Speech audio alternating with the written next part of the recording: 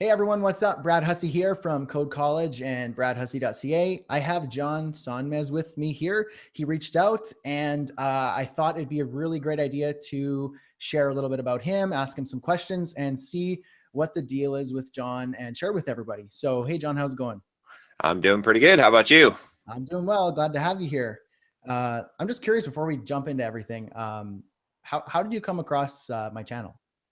I think the suggested videos, it's kind of interesting that algorithm. I've been meeting a lot of people in YouTube based on suggested videos when I'm looking at my videos, and then I'm like, and so there's this kind of this circle like where YouTube seems to have a really good algorithm of figuring out like almost to me it's like people who would be good friends of mine. Yeah, totally. Right, they're like similar channels and Yeah, the cross pollination. I guess it's like, I guess it's based on the subscribers, really, what they're doing, and yeah, people are watching, your channel, they're watching my channel. So yeah. so that's where I saw it. Cool, cool. It's like it serves like a double benefit where if you're consuming on YouTube and you want to look for, other videos that are like that, that's what that's for. But the other kind of side benefit is if you're a YouTube creator, you realize like, oh, that I should reach out to that person or, I like that person's videos too. Maybe we can collaborate on something or, I can get in touch. So that's kind of cool. I didn't know that that's kind of how you came across my stuff. Yeah, it is. It's kind of cool. I thought it was also interesting, just the idea of like, I was thinking from the user's perspective, like a viewer, if you're watching both of our channels, right, and then you're like, oh my gosh, it's like Seinfeld and Friends crossover, like it's like, Yeah, yeah, and I did the first few collabs I did. I think I did one with the first one I did was like Matt from Engineered Truth. I don't know if you've heard or yeah, seen his yeah, videos, totally. and people were like, they were shocked. I was amazed by the response. I was like, but I get it now. Like as someone watching the channels, it's like cool when two channels that you watch, two people you watch, or you see them Yeah. together. So Yeah. You know what? I honestly I've never even thought of that. And I know we were kind of talking a little bit, just a little bit ago there. And, um, I'm always thinking about different ways of growing my YouTube channel and, putting tutorials and coding tutorials because I know that's what my audience wants. I'm like, hey, that's a great strategy. Just put stuff by me on my YouTube channel. But when you reached out, I was like, oh, I don't know why I have never thought about reaching out to other YouTubers and collaborating, even just simple interviews or, creating something together. Face to face asking some questions that's interesting. And, people who, there's crossover that would be so cool to see from a consumer standpoint, kind of when you're watching videos, you see a couple of YouTubers that you normally watch. It's something I've never thought of. So I appreciate that you put that idea in my head. yeah, no problem. So let us know. Take a couple minutes to let us know your background, who you are, what you're up to. Just kind of give us the 101. Okay, sure. So, I was a software developer for about 15 years. Like you, I had a bit of an acting sort of performance background, which actually turned out to be quite beneficial when you do tutorials because you can be a little bit more interesting, and Yeah, also when you do YouTube. And I was a typical developer. I did a lot of mentoring and stuff, and then but I've always had a passion for teaching and for learning, right? Like my purpose in life is basically to learn stuff and teach it to other people to make it simple. And so I've always kind of did that, and I got some opportunities. I started my blog in, I think, was it like 2007, and from that, like huge opportunities just started coming my way. I ended up doing like 55 courses for Pluralsight, and the blog started growing. I started doing YouTube. I did a lot of podcast interviews, started my own podcasts, and really I eventually was able to quit my job, and Simple Programmer actually ended up becoming my full-time business, which it is now. And I actually have employees now, so it's kind of grown to this huge thing. And so now what I did, and I made a bit of a shift there. At first I was teaching technical content, and I was doing tutorials on all kinds of programming languages and technologies and stuff like that. But I started hitting on some soft skills, and I was doing personal development myself, right? I've always been kind of into self-improvement to improving yourself from physically, mentally, all these different areas. And I started doing a little bit of that content on my blog, and I did some talks on it, and people were just like really excited about this. This was like, the tutorials were great, but this was stuff that people were like super excited about because no one was doing this. Yeah. And so I enjoyed it a lot because that's, you know, that's what that's how I live my life to the extreme, always trying to push myself, trying to reach my potential. And so I started putting out more and more of this content, and I realized no one's doing this. This is something that a lot of developers want, and I'm sort of the person in the position to be able to do this, and I enjoy it. So I really made a shift and said, okay, I'm not focusing on technical content anymore. I'm just doing soft skills. And so now, you know, people ask me what I do. I jokingly say, but it's kind of my tagline now is I help software developers to become cool.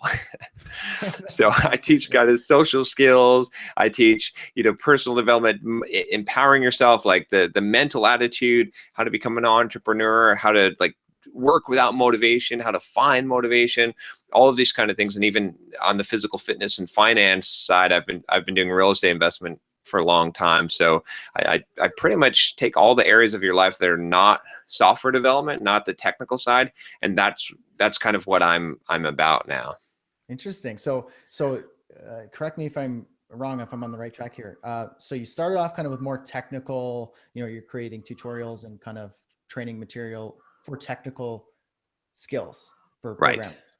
And then what was that switch? How did you kind of make that decision? What made you think, or was there something that clicked that made you think, you know what, there's actually a need outside of just the technical skills that made me want to teach these soft skills, you know, to teach them other aspects of the lifestyle, you know, outside of what, you know, instead of just learning programming languages, you know, what was that switch that made you realize that that's something that they wanted? So I think there were a few different things. It's kind of hard to like figure out exactly where that point is. Like, it sort of slid into this.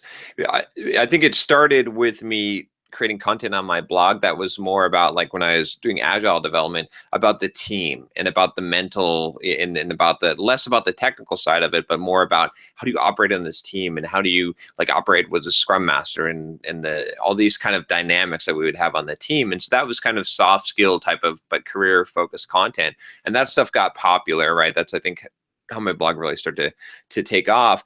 Yeah. And then I ended up doing, like, what I ended up doing was I was part of this mastermind group, and we had this like $100 24-hour challenge to make like $100 online. And I was thinking about creating a course. And so I ended up creating this course, or pre-launching this course I hadn't created yet. That's how I made my $100, called How to Market Yourself as a Software Developer. And the reason why I created that was because I had found that, you know, in the last few years of my career, I had like double, tripled my income simply because I was marketing myself. And my skills didn't really increase that much, right? In fact, they didn't increase.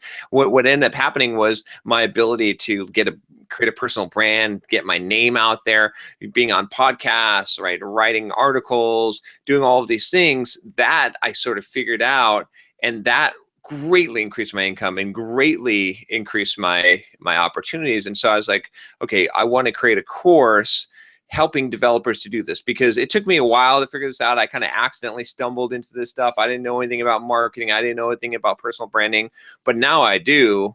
And now, like, I could take a developer and I could say, okay, look, okay, you're average Joe developer. I'm going to show you how to double your income in a couple of years just by creating a blog, creating a personal brand, getting your name out there, you know, talking to podcast hosts, getting on podcasts, doing all this kind of stuff. I can give you the playbook. And so I ended up creating a course on my site and that was sort of the gateway into that. That became popular. I started giving talks on that. That was popular.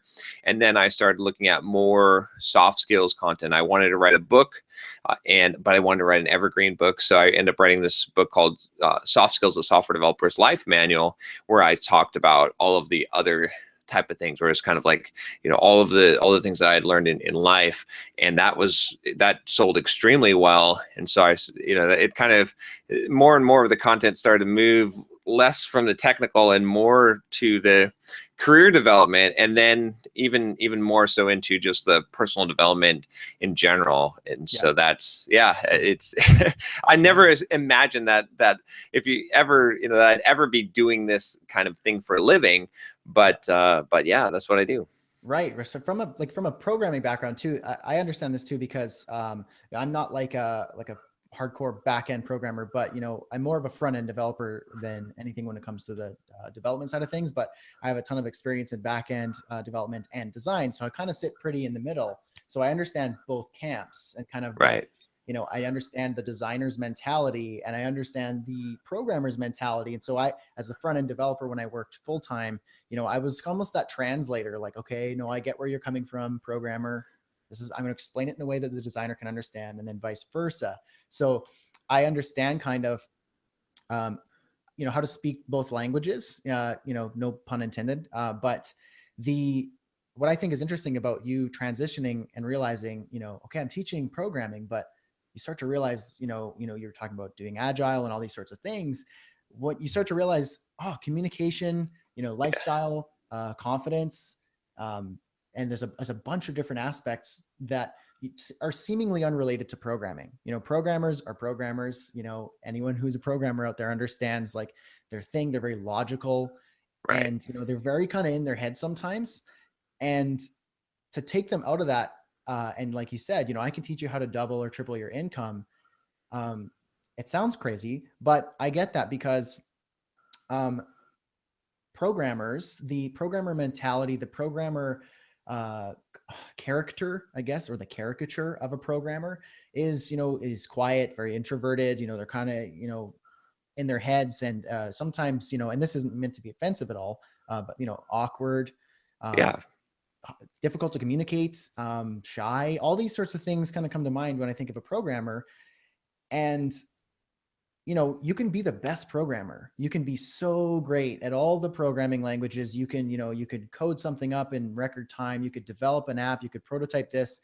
You could do so much technically, but if you can't communicate that to your potential boss, or, you know, maybe you start a freelance business and you can't communicate that to a potential client or a lead, then you're just kind of dead in the water. It doesn't matter if you're the best programmer. You know, what I always say to my students, my freelancing students, is, I'm not the best designer, but I know how to design and I'm pretty good at it. I've been doing it for a while now. But if you're a better designer than me, which it's likely that many of my students are, but if I'm better at building relationships than you, who gets the job? Who gets the client? Right. Me, every Exactly. single time. You know, because I can communicate, I can build rapport, I can understand how people are, you know, their personality. This is again coming from an acting background. I'm a chameleon. So I know, okay, I'm in a situation with this type of person. I'm not going to be this like outgoing, like funny, silly, goofy dude. And they're just going to be kind of standoffish and awkward. I'm going to match them. I'm going to kind of build a rapport with them, make them feel comfortable, make them feel like I understand them, so I could bring more out of them so that they can understand me more. And so Yeah. one of the things that I always, when I got this job, my one and only full-time web development job, before I quit to be a freelancer, I had no experience other than school and some personal projects that were impressive. But employers want to see what they think they want to see is, you know, an impressive, you know, past job list, or, you know, great recommendations from important people in the industry, you know, or in the very least, you know, a lot of experience and a lot of talent. So they're looking for these technical sort of top level skills, but what throws them off, what they don't realize they actually want, they don't want just an employer, or an employee to fill this programming job. They want someone who understands their business, who understands the value they're creating, and how can I take that to the next level? What is it that I need to know, you know, by me taking a risk on you as an employee, you know, how are you going to add value to my business? What makes you worth my time and my money? It's a selfish kind of venture. They're not hiring you because they want to give you money. They're hiring you because they're hoping that you can make their business better. And Exactly. Yeah. so, so when you walk in, and so for me, I always said, and this was something my wife, kind of, she said it first, but I realized that I directly relate to this. It's something that resonates with me. She said, you know, if I can get a job interview, I can get the job, even if I'm not Right. that qualified. So, Exactly. Yeah. you know, it's because she knows how to charm, she knows how to Yeah. build rapport. And again, that's from the acting background. So I got into this interview and they're looking at my resume and they're like, okay, the last thing you were in was college. Yeah. So why am I going to hire you? You know? And so I was like, I understood them. I was just asking them questions. I was building rapport with them. I was building a relationship in like my 15-minute interview, and they started laughing. They were making jokes. They were kind of letting themselves relax a little bit. They kind of cussed a couple times, and I was like, okay, I know who I'm working with here. And so Exactly. Yeah. I was able to, crack a couple jokes or say a couple things. And then they were like, oh man, okay. Okay. So what is it that you want? And then I'm explaining, this is what I want to do. This is how I can help you. You can look at my portfolio. Sure, you can see I was just in college, but it's not about that. It's about this, X, Y, and Z. I can help you do this. And this is what I want to start at. And so I was able to, even as a junior, just entry level, negotiate a slightly higher salary than what they were even anticipating offering. And it wasn't anything impressive, but for me, just starting out, having it be higher, than their top number was kind of it was something that I found interesting. It was like, hey, that wasn't about my resume and my experience. That was about how I communicated with them. Right. Exactly. Yep. So to tie it back to what you do and your experience and how you transitioned, programmers especially have so much room to grow because they're insanely talented, intelligent individuals, and there's a lot of them. So, and they're all kind of, for the most part, a similar kind of character. So Right. when whatever company's hiring a programmer and they see, okay, yeah, okay, you can do this, that, but so can 8 of the other people, it's like, I don't know how to choose. And if you're just even slightly more interesting or personable, they're going to say, I like John. That guy was swell, because, we talked about this, he seems to like golf like me, or this or that, even just simple things. It makes you stand out. So for you to have all those resources and to realize this huge gap and this room for improvement by giving them that, of course, they have the potential of 2xing or 3xing their income. Yeah, yeah. I think what you just described here is exactly right. That's what I found it, and people don't realize this. And it is I operate in the realm of stereotypes because I was and I am still a programmer. I still identify with that crowd, and like I think we have to we have to identify and notice stereotypes in order to overcome them. And a lot of software developers were guys that were picked on in high school and were kind of, not so great with the ladies and stuff like that. And so I look for all of those kind of attributes in that stereotype. And I was a lot of those things, right? In some areas I wasn't, but in a lot of areas I was not very physically fit. I was shy. I was all of these things. I was lazy, right? And I figured out how to overcome them for myself. And so I look for those things, and I make content and try to help, help programmers to overcome it. It's not just guys as well, it's women as well. But even things, I've done topics on, I have a whole series where I talk about like how to attract a woman as a programmer, like, because this is like how to talk to a girl, right? It's like, people that don't have maybe that background, they don't understand why this is a difficult thing, but for a lot of guys this is an important thing, and no one's there to teach them. So I kind of try to bridge that gap, and I think people just don't realize, like what you said about how important communication skill is, and just having a personality and having confidence and all of these things, because like you alluded to, right? Interviewers don't hire based on technical talent. They think they do. But they hire based on who they like. And that's because you could have someone who's extremely competent technically, and if you don't like them, if they're arrogant, if they rub you the wrong way, you're going to come up with weaknesses or reasons to not hire them. And if you have someone like you just described in your situation, where they don't quite have the experience, they don't quite have the, what you would measure up on the technical side, but you like this person, they feel like they're a go-getter, they have a good personality, they're right, you're going to give them a shot. You're going to come up with all kinds of reasons to give them good reasons for it. And I think, a lot of people in general don't realize, and my background too, I was very analytical. I was very much like, some of the stuff I do videos on now and some of the things that I do now, I would think that I was just a woo-woo nutcase, right? if I look at myself now. But like, in 2 weeks, I'm going to Tony Robbins, Unleash the Power Within, right? I've been to Tony Robbins conference, and like that kind of stuff, I would have my analytical engineering mind back, you know, even 5 years ago would have said, that's crazy. That's what, like, that doesn't, this is woo woo magic, whatever, Yeah, feel good stuff. totally. But holy crap, my life has taken off.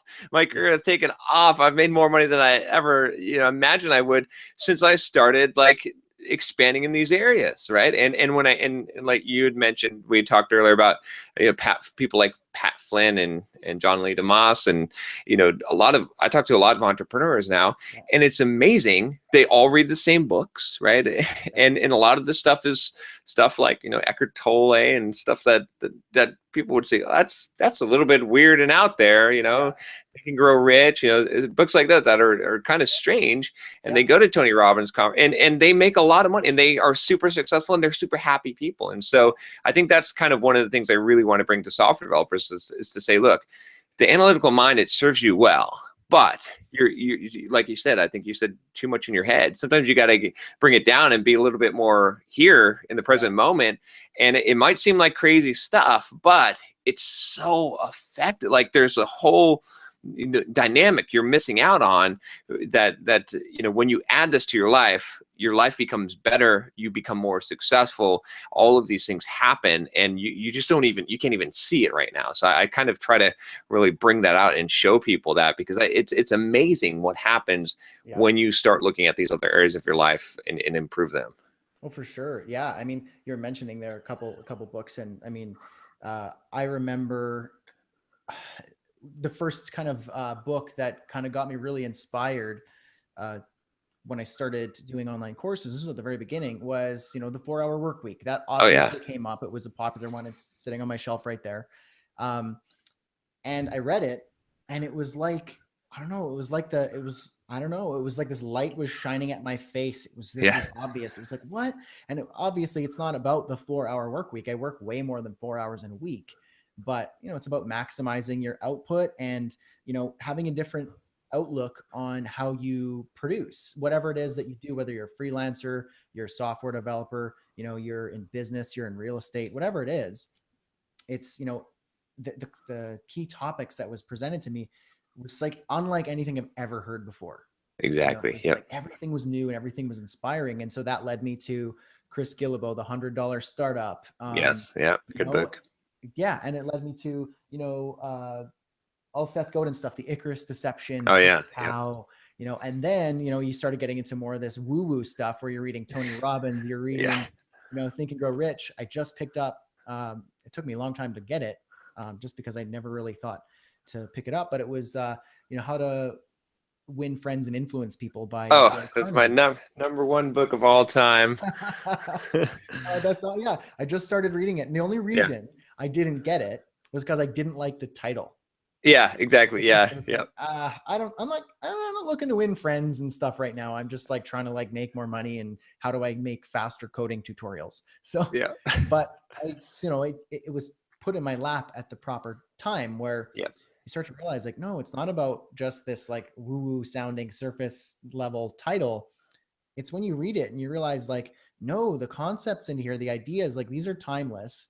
And regardless of what you do, what you're in, what your business looks like, whether you're a YouTuber or, you know, you are, you know, a realtor, it's all about building relationships, communicating with people. And Exactly. that's, you know, a huge thing that you're doing where you're taking these people who don't think that having communication skills, building rapport, you know, maybe showing more personality and trying these different things, that's going to serve them probably even more so than their technical and logical know-how, because there's only one you. There's only, you know, only you can connect with that person in the way that you can connect with them. So that programmer who's really talented technically and logically and all these things, you know, the great, but you're replicable, you know. Right. Exactly. Yep. What's not replicable is you, your personality, the way you present yourself, the way you build rapport. And because there are so many people like you, uh, and you're the one who stands out even just 1%, let alone what it sounds like you're doing, maybe 10, 20, 30, 40, 50% or more, if you can stand out that much more, then you're going to have your pick of the litter. You're going to have more work. You're going to have more, jobs. Maybe you can get raises quicker. Maybe you can propose to your boss how much more valuable you are than you are being valued. So you can get, a much larger raise than expected or anticipated. And so, it's these books that at one point, especially from a programmer mindset, where you're like, no, that sounds stupid. Who wants a 4-hour work week and winning friends and influencing people while you're thinking about being rich? Like, that's stupid. But it's not. It's, it's so much more than that. And sometimes people aren't in the right mindset to accept it yet. So exactly. I think I've told some friends to read the 4-hour work week, and they're like, yeah, that's sure. Okay. And they never do. Right. But maybe when they come to me at some point and they say, you know what, I'd really love to be able to do a little bit more of what you're doing. How do I create, a coding course, or how do I start freelancing? Like, okay, here are a couple things I want you to read so I can get you on the same mindset that I'm in. Like, I'm walking around like with my head up here. Exactly. Yeah. I'm thinking about this. I'm imagining this. I'm living my life, but in this heightened state as much as I can. And that is, like you said, once you started reading these books, following these people, consuming this material, becoming more inspired, dreaming more, all of these things, you start to realize, like, whoa, it actually works. Like, I'm happier. I get more work. I make more money. At this point in my life, 5 years ago, I never would have thought that I would be doing this, making that, meeting this person.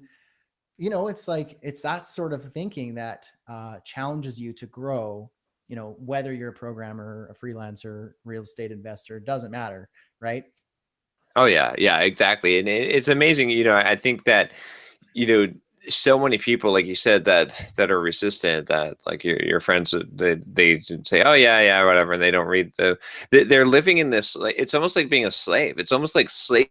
It's like they don't even realize, and I know because I was there. I was this person that, like, the general unwritten rule is, like, you get up every day and you go to work and you work for someone else, and they basically control your life, right? I mean, your boss tells you to do something, you're doing it, right? It's like, you don't have freedom. You are basically kind of like a slave, and you don't even realize it because you don't realize the kind of freedom that people that don't operate in that have, that actually can decide what they want to do with their lives and their days, and could take a week off if they want, or, like, all this kind of, like, you don't realize, like, I mean, giving away 40, 50 years of your life, not that everyone has to be an entrepreneur, but at least understand what you're doing, right? At least wake up and see the potential, because you don't realize that giving away that amount of your life is like, I mean, it's like living in someone else's control, like, and you basically jump when someone says jump. And, I mean, sometimes you got to pay your dues, and, like, there's, I'm not saying that everyone, but it's amazing, just like the mindset shift now after reading those books, after kind of I freeing my mind, taking the red pill, like opening up and seeing all of this from this perspective. I'm like, man, when I think about it, like, sometimes when I go into corporate environments today, like to give a presentation or something, and I see everyone with their badges and everything, and I think it like I get this like panic attack for a minute. I'm like, oh, and I feel a little bit sick to my stomach, and I feel a little dizzy, and I'm like, oh gosh, I'm like, I'm glad I'm not, this isn't my, waiting till 12 o'clock so I can go and eat my lunch, and then waiting for the clock to hit 5 so I can go home and then watch some TV and then go to sleep and do it again. I'm like, I don't know how I woke up from this dream, but I'm so glad that I did. And it's one of those things that's so hard to communicate. It's like, but these books are the gateway to it, because that's the thing, is you start meeting some of these people, they start recommending these books, you think they're crazy, but then you realize that it's just that you got blinders on, and they don't anymore, because it's they've opened their mind. And so it's hard, but I think, I always joke and I say, that at one point the universe tapped me on the shoulder and said, hey John, it's time. And I think that you're right to some degree, that it's like, you can't force this. Like, it's just certain point in someone's life, they're ready to wake up. And when they do, the path opens. And I know it sounds really weird when I say that, but it just seems to me to be the truth. So Yeah. Oh, that's you like, amen, brother. You hit the nail on the head there, especially when you said, wake up. That for me was a big, kind of a key phrase, I guess you could say, in my, like you said, you feel like the universe tapped you on the shoulder and said, "Hey, John, wake up," yeah, or it's time. And I had a similar sort of experience. It was in 2000 and what was it? It was 2012, and my wife was going to school to become a midwife, and she just started. She really was passionate about the idea, and so she went to school, and I was working this full-time job. So we were like, "Hey, like I'm working this like full-time job. I got my first salary, yeah, and you're going to school to become a midwife. Like we're doing it. We're doing it right." And she came home, one day, after a few weeks of struggling with really resonating with the program.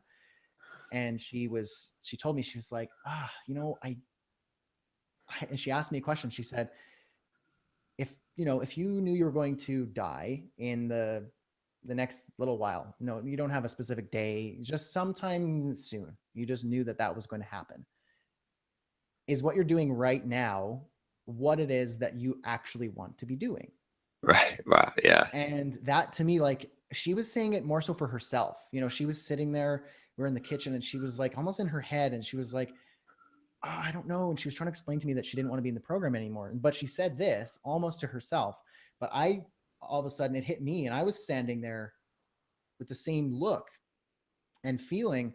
And the answer for me was no, I'm not. But it was really for her to answer, like, right, I'm not doing. So we both realized at that same moment, that no, this isn't it. Like, so when you're presented with the reality of mortality, that you're human, and that, you're a mere mortal, and that you get your one life, that makes you think about things a little bit differently. You think a little less about the routine, mundane, do the job as I'm supposed to do, and I'll get the weekend, or I'll get the vacation, or, I'll get this next level, until the end when I get to relax, and then I'll think about dying. right, exactly, But, but it's like when you realize, like, no, like, you're just human and you get one life, things start to shift. And, sometimes, like we're using this term woo woo. Maybe for some people that doesn't quite resonate yet. right, But for me at that time, and I think for everyone, there's a stage where maybe more or less you kind of think of that and you realize, when that idea is presented, you realize, oh, wow, okay, no, I'm not doing it right. And then you wake up yep, and you see things differently, and you start making changes, and you start finding people, you're drawn to things, you're drawn to books, you're drawn to words, and then things start happening where you realize you're crafting and creating the reality that you truly were meant to live. And like you said, that was the time when you woke up. And for me, I had that similar sort of experience, and it was almost this, like, I don't know, it was something unlike a feeling I've had before. yeah, And that was the change. That was what made everything sort of change for me. And, then you start finding these books and these people, these entrepreneurs, and things start presenting themselves in front of you. They find you rather than you find it. That's just how it happens. exactly, You know? yes, So yeah, I mean, this sort of stuff excites me a ton, because I don't have a lot of friends who are in a similar mindset, where I can just be like, okay, I want to get in this. I want to talk about this, and, be so inspired, because sometimes it's just like, Brad, you're going crazy. Right. but, exactly, yeah, but to kind of like, I wanted to ask you a few more things here, to segue into, back to programming. Do you still program, or do you have any like freelance clients, or is, simple programmer like your thing now?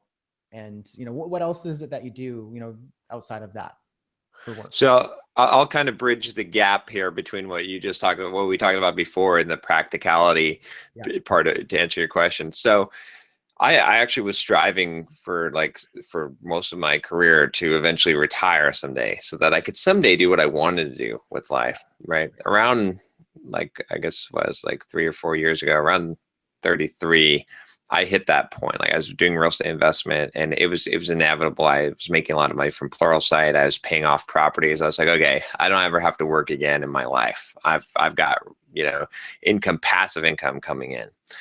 And that was a scary point in my life, because it's like, now my life can begin. Oh, wait a minute. But what is it going to do? What am I going to do? Am I just going to sit on the beach and not do anything or play video games? Mm-hmm. And it's a scary point, because most people never encounter this, because it's like you said, they're going to work until they're like 75, and then they'll worry about that problem. But then it's too late by that point, right? So you're too distracted with life and with running the rat race and playing the game, that you don't actually live your life. You're just like waiting to live your life, which is a scary, scary thought when you think about it. So I got to that point, and I basically I went to Hawaii for like 2 months and was basically going to just, whatever. And I couldn't do that. Yeah. I had to get back into it. So that's kind of where I'm at now. So a simple programmer is a business. I make money. I've got employees. But I'm not making the money. Like, I could throw the whole thing away and I'm set for life. I've got passive income from my real estate. So I'm doing it more out of a passion now, right? Mm-hmm. And so to segue to answer your question, I actually did program yesterday. Cool. I had to fix this script to generate this podcast list in some C#. But normally I don't anymore, right? I do some consultation. If I don't even do much of that anymore. I mean, honestly, my bill rate is if you want by the hour is $500 an hour. Like, I charge $5,000 a day. Usually I just do day rates. And so most people don't, and I keep on setting it higher because I don't want to really do that. I want to do the stuff that scales, and I don't really need the money. Like, it's like, I want to build something that's lasting, that like impacts people's lives. This is my new mission. My goal is to really make it reach as many people as possible. That requires money in building the business and growing, but for the purpose of changing their lives. And so that's kind of where I'm at now. Is I don't really take on, like, I take on a very small amount of coaching. Like, if people want individual coaching, yeah, I'm highly selective. They have to have already read my book. They already have to be self-starters and stuff like that. And so I'll do a little bit of that. I give keynote speeches and stuff like that, and do that as a, on a contract basis, but it's mostly so I can go travel somewhere, but my main focus now is on creating, like, everything that I do. I think about, does this scale, right? Will this reach more people? Will this have a lasting effect? I don't want to ever, I try to avoid trading dollars for hours anymore in any way that I can. And so, unfortunately, I love programming, but it's not one of those activities that's where I don't have the time. It's not the most beneficial thing I could be doing with my time. Yeah. So, I mean, someday maybe I'll come back and I'll do some game programming or just for fun. But right now it's like, I've got my mission, and that part interferes with my mission. So I don't really get the chance to get my hands dirty into that as much as I'd like to. But yeah, that's interesting, because I'm kind of similar in a way that, at least in the last about 8 months, I spent probably the last 8 months working on this freelancing course, my flagship freelancing program. And it had nothing to do with coding. It was all freelancing, all business, all, I was working on the promotion. I was working on all the technical things and creating content, filming. So that was my mission, my focus. It was just this. Yeah. So there was this, and I had my team doing my, I still got freelance work. I still get web development work and design work, but I have my team, especially at the time, just running it. And I'm just checking in. Is everything still going okay? Like, any questions? So that was great, because it allowed me to do that. But I realized that when I finished the course, when I launched it, when I, started working with the students, prepping for a new launch later on, I realized I don't know what I'm doing anymore, because now I'm really done that project, the bulk of it. And then I kind of was like lost for about a week. I didn't know what to do. I didn't know what to spend my time on. And so I kind of recalibrated and realized that I spent a ton of time, doing web development projects or coding or designing and courses as well. But I did the one thing. I just did the one course, and it was web design or development related. And then I I realized that I spent so much time not doing it that I felt lost when I wasn't doing it. So, what I realize is that when I'm creating courses, that's when I'm programming. I don't really do my own web development projects. When I get a client project, I have my business and my team does it, and I'm the director. Right. They Exactly. do it in Yeah. the way that I've trained them, and serve my clients well. But I'm not the one just in there just coding up, the WordPress templates. I'm not doing that. So where I get to still program and design and code is in my courses. And that's like satisfying for me because I get to do my mission of creating new products and courses and serving an audience. But it happens to be about, for the most part, web development. So, I'm working on a course right now, and all day, every day, I'm developing a course on SaaS. And Okay. Yep. so I'm just like learning SaaS. I'm getting better at SaaS, and it's fun because I'm like, hey, I get to program, and normally this isn't a scalable thing for me to do, but it is because it's a video that's going to be seen by tens of thousands of people. So, Exactly. Yep. so that's interesting. Kind of just curious about that for you, and having a blog and a business and generating passive income and creating something that scales, but then programming isn't a thing that scales when you're just doing that yourself. So just curious about that. Exactly. Yeah, it changes a lot too as the business grows and you become, I almost quit the business when I couldn't figure out how to scale. When I thought I knew what delegation was working for someone else, but you don't really know what delegation is until you're paying someone a salary. Then you know what delegation is. Then you have to learn it. You get to that point where it's like, okay, I don't edit videos anymore. I write the blog posts, but I don't even write all of them. I have other people write them. I don't format blog posts. I don't get images for them. All of these activities I had to start crossing off. I don't do that. I don't edit podcasts. I don't make thumbnails. I don't all of these things started just disappearing off of my list as I needed to get other people to do that so I can focus and get my time. But it's an interesting set of skills that you have to develop to really to run a bag. Because I think I read some stat that was like 70% of small businesses have one employee and make $40,000 or $50,000 a year. And so that's an interesting, most people don't get past that. Most people do not grow past that because there's a real hurdle there. And I definitely felt the pain. Like I said, I almost quit because I was like, gosh, I can't keep pumping out all this stuff and doing all the editing and doing all this stuff. But when I first tried to hire people, I didn't know how to do that. And I hired the wrong people and I couldn't direct them and all this. So, but now I've got a system in place. I've got standard operating procedures. We've got, the machine churning. So that's awesome. That's a stage where I'm kind of starting to, probably about a year and a half ago, I was at that stage where I was like, okay, I'm stuck. I'm kind of reaching overwhelm. I'm doing everything. And I feel like I can't grow without getting someone to help me, but I didn't know how to do that. I was just like, okay, I'm going to go to Upwork and just get a VA for $3 an hour to help me do that. And then that didn't work. And then this didn't work. So I kind of gave up on the idea of having a team until the beginning of this year. I was like, nope, I need a project manager. Yeah. That's project manager, like a general virtual assistant. I need a developer, designer. I need a customer support assistant for my courses with, tens of thousands, 170,000 Udemy students and, a bunch of people on YouTube, a bunch of people on Code College. I was getting dozens of emails, technical emails every single day. Yeah, exactly. And I can't answer coding questions 24 hours a day. So I was like, okay, I need a customer support assistant to answer coding questions.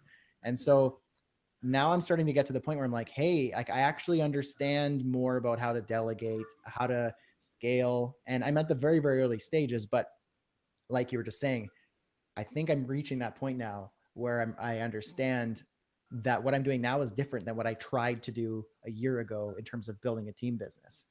Exactly. Yeah. And I went through the same failures with hiring VAs and stuff. And now I've gotten good at it. Now I'm like, if I put a job out on Upwork, I hire 5 to 10 people for the same exact job as a small trial job, and I compare their results. And then I've developed these kind of systems to be able to do that because it's amazing how hard it is to, like, you know, to figure this stuff out, because Yeah. that's where it really gets challenging, and you figure out the roles. That's got to be a hard one too. Like, I can imagine, like, customer service person to answer technical developer questions. That is a tough hire. That's That's tricky. like, you can find Yep. the right person for that. Yep. And So, it was very difficult, but it actually happened to be one of my students. oh, nice. Yeah. They know my courses, they know my personality. Uh, they've taken all my courses, and they're talented developers. And I know that they've learned what it is I've taught them. Yeah. So someone asks a question about a beginner level course, they're like, I got this. I did that 2 years ago, and I know everything about it. So it was tricky though to find somebody. I went through a bunch of people to try and figure Yeah. that out. Now, listen, I Yeah. don't want to take up all your time here, but I had a Okay. couple quick little things I wanted to get from you. I was just curious if you had any books, podcasts, or resources that you kind of are your favorites, your top, top 3, top 5, that you're really into right now. Okay, so books. Since we already talked about How to Win Friends and Influence People, is definitely one of my top books. I'm trying to think, like, what one would I recommend? You know what? I'll say here. I'm trying to decide which one to. There's a really good book that's old called As a Man Thinketh, Interesting. which I don't know if you've read that one. Is by James Allen. No, I But have not. it's a very short book, but it is very much a book about, like, about waking up. Really, it's very, very much in that venue. The other book, that what I've been really into lately is a guy by the name of Grant Cardone. And he has a book called The 10X Rule, as well as one called Be Obsessed or Be Average. And his stuff is really phenomenally good. Like, I think there's a lot of people that are afraid to tell you that you're going to have to work hard. And he just bluntly, he's like, look, you're going to have to 10X whatever you think it's going to take to achieve your goals. Like, 10X those goals, 10X everything, right? 10X the amount of effort, right? And that's what I've found, right? One of my formulas to success is being just, like, ridiculously prolific, right? I do 2 to 3 YouTube videos a day. So, because I know that being prolific will generate success. And so I'd recommend definitely his stuff. Cool. As far as podcasts, I'm a big fan of Tim Ferriss's podcast. That's been one that I've kind of laid off the podcast a little bit. I actually put together, if you search for software developer podcasts, you'll find my list of podcasts. I've got, Cool.